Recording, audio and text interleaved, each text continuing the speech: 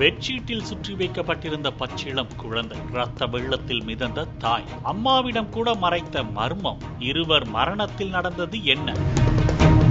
ராணிப்பேட்டை மாவட்டம் திருநாவுக்கரசு தெருவில் அப்படியொரு அலறல் சத்தம் கேட்டது. பிரசவத்துக்காக தாய் வீட்டிற்கு வந்திருந்த 31 வயது இளம்பெண் ஜோதி ரத்த வெள்ளத்தில் கிடந்தார். பதறி அடித்துக் கொண்டு ஆற்காடு அரசு மருத்துவமனைக்கு அழைத்துச் சென்றார் ஜோதியின் தாய். பரிசோதித்த அரசு மருத்துவர்கள், உங்கள் மகள் ஜோதி இங்கே இருக்கிறார், அவர் பெற்றெடுத்த குழந்தை எங்கே என கேட்டிருக்கிறார்கள். இளம்பெண் ஜோதியின் தாய் ஒன்றும் புரியாமல் விழித்திருக்கிறார். உங்கள் மகளுக்கு குழந்தை பிறந்துள்ளது, போய் பாருங்கள் என டாக்டர்கள் மீண்டும் கூற வீட்டிற்கு வந்து பார்த்துள்ளார் இளம்பெண் ஜோதியின் தாய். அப்போதுதான் ஜோதி படுத்திருந்த தலையணை அருகே பெட்ஷீட்டில் சுருட்டி வைக்கப்பட்டிருந்தது பச்சிளம் குழந்தை.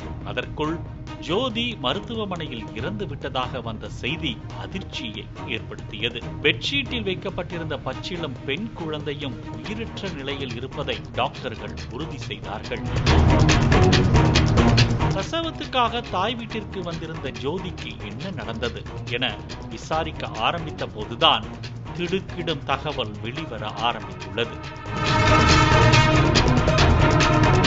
சேலம் மாவட்டம் வாய்க்கால் பட்டறையில் தச்சு தொழிலாளராக இருப்பவர் தமிழ்ச்செல்வன். இவரது மனைவிதான் ஜோதி. ஒரு மகள், 2 மகன்கள் உள்ளனர். 4வது முறையாக கர்ப்பம் தரித்த ஜோதி அண்மையில் அவரது தாய் வீட்டிற்கு வந்துள்ளார். ஆரம்பத்தில் தான் கர்ப்பமாக இருப்பதை தனது தாயிடமே மறைத்துள்ளார் என்றும் கூறப்படுகிறது. இந்த நிலையில் தாய் வீட்டிற்கு வந்த ஜோதி பிரசவத்துக்காக மருத்துவமனைக்கு செல்லாமல் தனக்கு தானே சுய பிரசவம் செய்து கொண்டதாக கூறப்படுகிறது. நஞ்சு கொடியை ஜோதியே அறுக்க முயற்சித்த அதிக இரத்தப்போக்கு ஏற்பட்டதாக கூறப்படுகிறது. அதற்கு பிறகே அரசு மருத்துவமனைக்கு அழைத்து சென்றதாகவும் அதிர்ச்சி தகவலை கூறுகிறார் ஜோதியின் தாய்.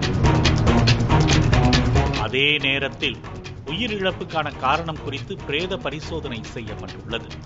குடும்பத்தினரின் தவறான வழிகாட்டுதல் மற்றும் ஒத்துழைப்பு இல்லாமல் ஜோதி தனக்குத்தானே எப்படி சுயமாக பிரசவம் பார்த்திருக்க முடியும்?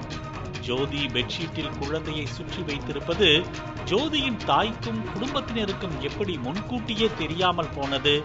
அதிக உயிரிழப்புகள் ஏற்படுவதால் மருத்துவமனைக்கு செல்லாமல் வீட்டிலேயே பிரசவம் பார்ப்பவர்கள் மீது நடவடிக்கை எடுக்கப்படும் என ஏற்கனவே தமிழ்நாடு அரசு கடுமையாக எச்சரித்துள்ளது. இந்த நிலையில் நடவடிக்கையிலிருந்து தப்பித்துக் கொள்வதற்காக உயிரிழந்து போன ஜோதி மீதே பழியை போடுகிறார்களா என மருத்துவ குழு விசாரித்து வருவதாகவும் கூறப்படுகிறது.